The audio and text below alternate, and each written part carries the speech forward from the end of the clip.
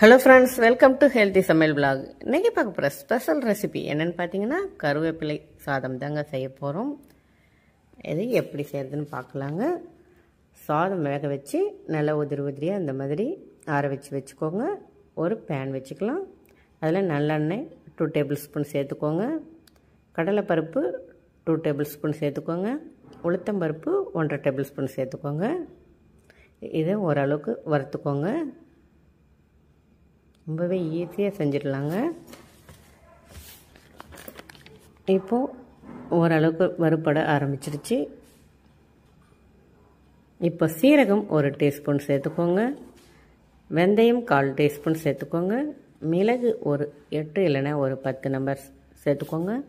எள்ளு 1/2 டீஸ்பூன் சேர்த்துக்கோங்க. சேர்த்துட்டு இது நல்லா வறுத்துக்கலாம். இப்போ காஞ்ச மிளகா ஒரு 4 இல்லைன்னா 5 சேர்த்துக்கோங்க. இதை ஒரு 1 மினிட் அப்படியே வறுத்துக்கோங்க. ஃபுல்லாக அது எல்லாத்துலேயும் கலர் கொஞ்சம் சேஞ்ச் ஆகட்டும். பாருங்கள், நல்லா சேஞ்ச் ஆகிடுச்சு கலர். இந்த அளவுக்கு வறுத்துக்கோங்க. இப்போது நம்ம கருவேப்பிலை சேர்த்துடலாங்க. ஒரு கப் அளவுக்கு கருவேப்பிலை எடுத்து நல்லா க்ளீன் பண்ணிவிட்டு நல்லா அலசி எடுத்துக்கோங்க. அதை இது கூடவே சேர்த்துடலாங்க.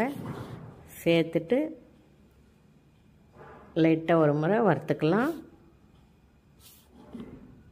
இப்போ ஸ்டவ் ஆஃப் பண்ணுறதுக்கு முன்னாடி நம்ம பெருங்காயத்தூள் ஒரு 1/4 டீஸ்பூன் சேர்த்துக்கலாங்க. இப்போ ஸ்டவ் ஆஃப் பண்ணுறதுக்கு முன்னாடி ஒரு 1/4 டீஸ்பூன் பெருங்காயத்தூள் சேர்த்துக்கோங்க.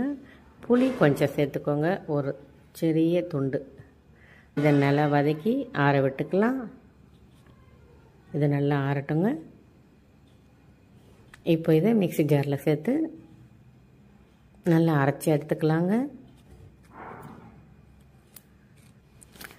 பாருங்கள், இந்த அளவுக்கு அரைக்கணும். லைட்டாக கொரகொரப்பு இருந்தால் போதுங்க, ரொம்ப பவுடராக இருக்கணும்னு இல்லை. பேனில் ஒரு 3 டேபிள் ஸ்பூன் ஆயில் சேர்த்துக்கோங்க. ஆயில் கொஞ்சம் தாராளமாக இருக்கட்டுங்க. கடலைப்பருப்பு, உளுத்தம்பருப்பு ஒரு 1/2 டீஸ்பூன் சேர்த்துக்கோங்க. கடுகு ஒரு 1/4 டீஸ்பூன் சேர்த்துக்கோங்க. வேர்க்கடலை ஒரு 2 டேபிள் ஸ்பூன் சேர்த்துக்கோங்க. நல்லாயிருக்கும் வேர்க்கடலை சேர்க்கும்போது. காஞ்ச மிளகா ஒரு 3-4 ஆஃபாக கட் பண்ணி சேர்த்துக்கோங்க. சேர்த்துட்டு இதை நல்லா வறுத்துக்கலாங்க. அந்த வேர்க்கடலை, கடலைப்பருப்பு இதனோட கலர்லாம் கொஞ்சம் சேஞ்ச் ஆகட்டும். நல்லா சேஞ்ச் ஆகிடுச்சு. இப்போது ஓரளவுக்கு வறுத்து இப்போ இது கூட சாதம் சேர்த்துடலாம். நல்லா ஆற வச்சுக்கோங்க.